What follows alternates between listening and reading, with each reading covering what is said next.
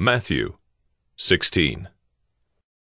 And the Pharisees and Sadducees came, and to test him they asked him to show them a sign from heaven. He answered them, When it is evening, you say, it will be fair weather, for the sky is red. And in the morning, it will be stormy today, for the sky is red and threatening. You know how to interpret the appearance of the sky, but you cannot interpret the signs of the times. An evil and adulterous generation seeks for a sign, but no sign will be given to it except the sign of Jonah. So he left them and departed. When the disciples reached the other side, they had forgotten to bring any bread. Jesus said to them, Watch and beware of the leaven of the Pharisees and Sadducees. And they began discussing it among themselves, saying, We brought no bread. But Jesus, aware of this, said, O you of little faith, why are you discussing among yourselves the fact that you have no bread? Do you not yet perceive? Do you not remember the 5 loaves for the 5,000, and how many baskets you gathered? Or the 7 loaves for the 4,000, and how many baskets you gathered? How is it that you fail to understand that I did not speak about bread? Beware of the leaven of the Pharisees and Sadducees. Then they understood that he did not tell them to beware of the leaven of bread, but of the teaching of the Pharisees and Sadducees. Now, when Jesus came into the district of Caesarea Philippi, he asked his disciples, Who do people say that the Son of Man is? And they said, Some say John the Baptist, others say Elijah, And others Jeremiah, or one of the prophets. He said to them, But who do you say that I am?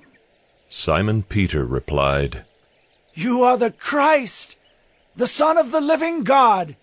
And Jesus answered him, Blessed are you, Simon Bar-Jonah, for flesh and blood has not revealed this to you, but my Father who is in heaven.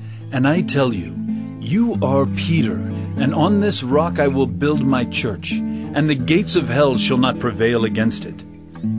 I will give you the keys of the kingdom of heaven, and whatever you bind on earth shall be bound in heaven, and whatever you loose on earth shall be loosed in heaven. Then he strictly charged the disciples to tell no one that he was the Christ. From that time, Jesus began to show his disciples that he must go to Jerusalem and suffer many things from the elders and chief priests and scribes, and be killed, and on the 3rd day be raised.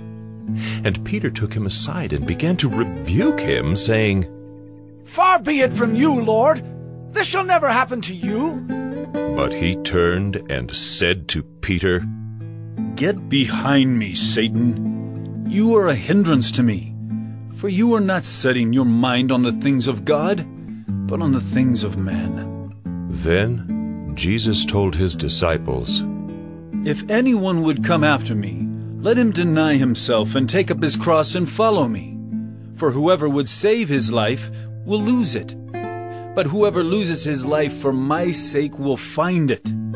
For what will it profit a man if he gains the whole world and forfeits his soul?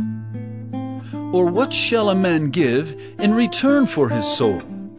For the Son of Man is going to come with his angels in the glory of his Father, and then he will repay each person according to what he has done. Truly I say to you, there are some standing here who will not taste death until they see the Son of Man coming in his kingdom.